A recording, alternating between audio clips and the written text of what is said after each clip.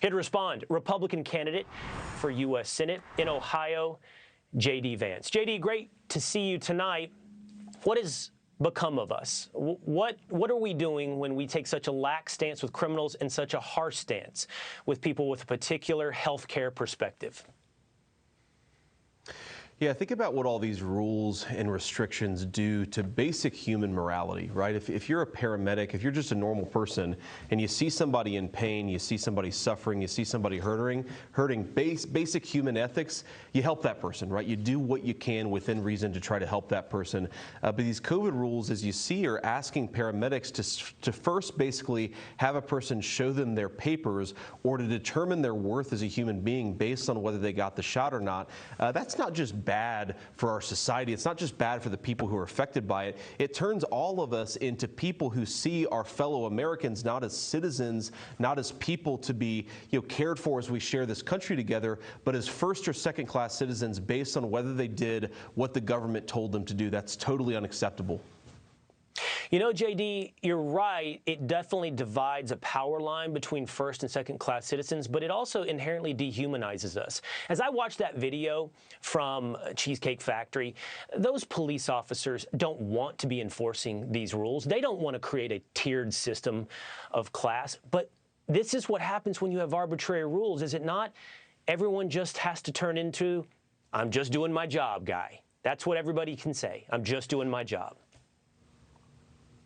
That's exactly right. And one of the big problems in our country these days is that you have left-wing billionaires who are funding these prosecutors who are soft on crime, or at least soft on normal crime, like attacking a store or hurting someone, the crime that we all thought of as children as the crimes you're not supposed to commit. But they're really aggressive with people who are committing this new form of crime, which is resisting the COVID hysteria. And so why is it that we have an entire class of people who've gotten rich off of this country basically funding lawless prosecutors, even as they make normal Americans unable to live a good life in their own country? It really illustrates that one of the big problems in our country, Will, is the combination of big government and our biggest corporations joining together to take Americans' rights away from them. It's really disgusting to see. It's why we've got to fight back against it.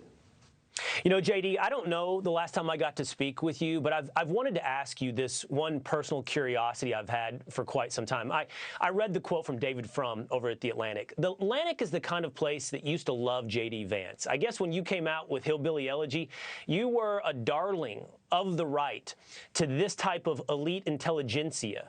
And now, I got to tell you, man, no one gets more scorn than you do. Why do you think that is? Why have you become public enemy #1 for that class of elite? Yeah, they hate my guts because I just think that I've gotten more political and more outspoken about the problems in our country. Think about 5, 6 years ago, I was a guy who wrote a book, but over the past several years, I see our country going to crap, and I don't like it, and I've been unwilling to shut up about it. When you see normal Americans unable to go to a store because their storefronts were looted and burned down, and the people who did that are getting bailed out by the sitting Vice President of the United States, you start to ask yourself, do we want our kids to grow up in a good country, or do we want to grow up in a country where people remember the good old days? And if we want our kids to grow up in a good country, people like me, people who have a platform, we can't shut up. So I think it's a good thing, frankly, that they're so scornful, that they hate me so much. It suggests that maybe I'm making some progress.